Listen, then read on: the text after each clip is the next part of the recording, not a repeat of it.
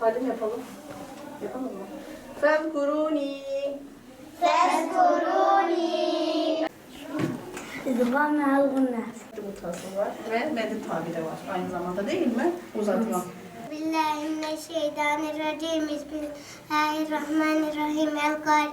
El-Kariye ve ma edrake mel-Kariye. Yevme yekûnün nâs kel-ferâşil mebsûs ve tekûnü tibâr kel-ihmil ma'ufûs. Euzu billahi mineşşeytanirracim. Bismillahirrahmanirrahim. Elem neşrah leke sadrak ve veda'ne enke vizrak ellezî enkada zahrak. Euzu billahi mineşşeytanirracim. Bismillahirrahmanirrahim. Elhamdülillahi rabbil alemin. Errahmanirrahim. Maliki yevmiddin. Hanımlar, geçen tecvid konularını şöyle bir tekrar edelim. Orada hangi kural olur? Hayır, ben dar harfini okudum. Nasıl okurum? O kuralın ismiyle kalkale olur. Ama buradaki tecviddeki şeddelenerekten okunur. Hangi arkadaşımız okumak ister?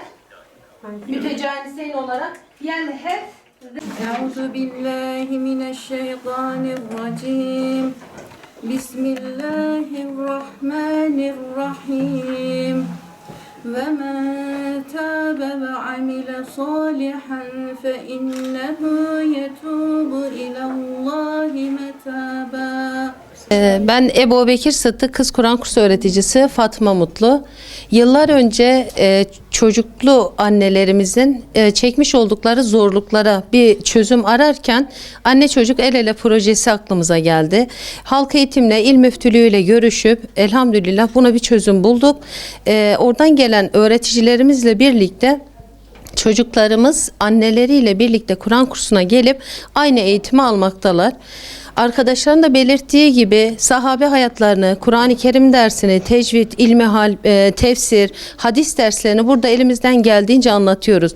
Şimdi bizim önemli olan gençlere yönelik anlatmamız ki o genç anneler de çocuklarını İslam'a hayırlı bir ümmet olarak yetiştirsinler. Ki çağımızın en büyük sıkıntılarından biri de gençliğimizin boşlukta olması.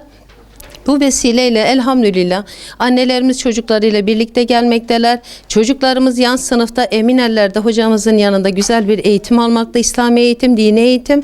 Onun yanı sıra anneler de burada rahat bir şekilde bilgilerine bilgi kataraktan devam etmektedirler. Buraya daha yeni taşındık biz. Buraya geldiğimde yıllarca aradım zaten Kur'an kursu eğitim verebilecek bir yer. Burayı öğrendim, Fatma Hoca'yı öğrendim. Buraya kızımla beraber geldim, yan sınıfta.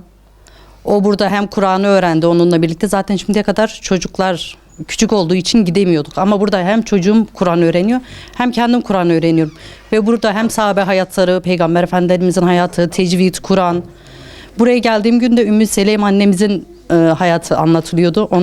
Onun Enes bin Malik, Berra bin Malik evlatlarını nasıl Allah sevgisiyle yetiştirdiğini öğrendiğim gün ben de evlatlarımı bu şekilde yetiştirmek için çaba harcıyorum ve bu bana çok güzel bir örnek oldu. Öncelikle ben iki kızım daha var.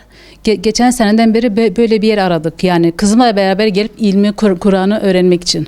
Ama aradığımız zaman çok zor bulduk. Çok şükür böyle bir yer açılmış. Kızımla birlikte geldim. Kızım şu an 5 yaşında. Onunla birlikte gelip burada hem Kur'an hem ilmi hem tecvidi çok güzel bir şekilde öğrendik. Bunun için çok mutluyuz ve Fatma hocamın bize öğrettiği şeyler için Allah ondan razı olsun. Bu şekilde bu güzel yerde bu ilmi bize öğrettiği için.